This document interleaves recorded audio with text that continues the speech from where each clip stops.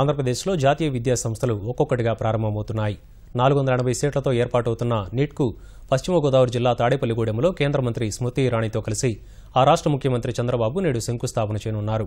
ఈ నెల 27 నుంచి ప్రారంభమయ్యే తరగతుల కోసం క్యాంపస్ను కూడా ప్రారంభించనున్నారు. విభజన తర్వాత రాష్ట్రంలో ఏర్పాటవుతున్న జాతీయ విద్యా సంస్థల్లో నిట్ ఒకటి.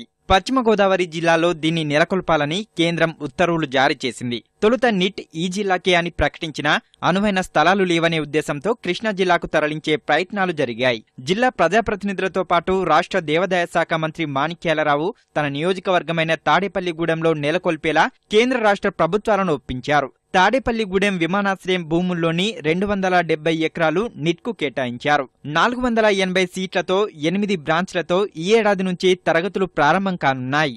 ఈ సంవత్సరం 2015-16 అకాడమిక్ ఇయర్ నుంచి అడ్మిషన్స్ స్టార్ట్ చేసి క్లాస్ వర్క్ స్టార్ట్ చేయాలని ప్లాన్ చేశాము.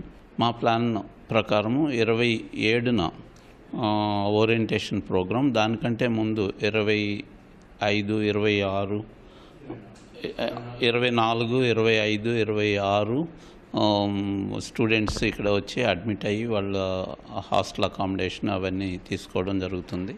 ఈ నెల 27 నుంచి తరగతులు ప్రారంభిస్తున్న దృష్ట్యా తాత్కాలిక తరగతులను తాడేపల్లిగూడెం సమీపంలోని వాసవి ఇంజనీరింగ్ కళాశాలలో నిర్వహిస్తారు. శాశ్వత భవన సముదాయం నిర్మాణం పూర్తయ్యే వరకు తరగతి గదులు, ప్రయోగశాలలు, బాలికలకు వసతి గృహాలు వంటివి వాసవి ఇంజనీరింగ్ కళాశాల నిట్కు ఉచితంగా అందిస్తుంది. విమానాశ్రయం భూముల్లో 500 కోట్లతో భవన నిర్మాణాలకు ముఖ్యమంత్రి చంద్రబాబు, కేంద్ర మంత్రి స్మృతి ఇరానీ శంకుస్థాపన చేస్తారు. కళాశాల క్యాంపస్ ను లాంఛనంగా ప్రారంభిస్తారు.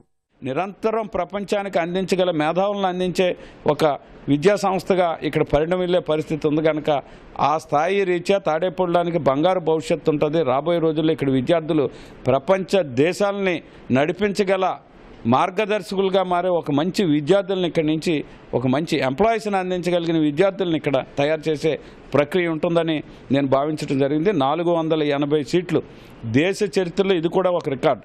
కార్యక్రమంలో కేంద్ర మంత్రులు వెంకయ్య నాయుడు, సుజనా చౌదరి సహా రాష్ట్ర మంత్రులు పాల్గొననున్నారు.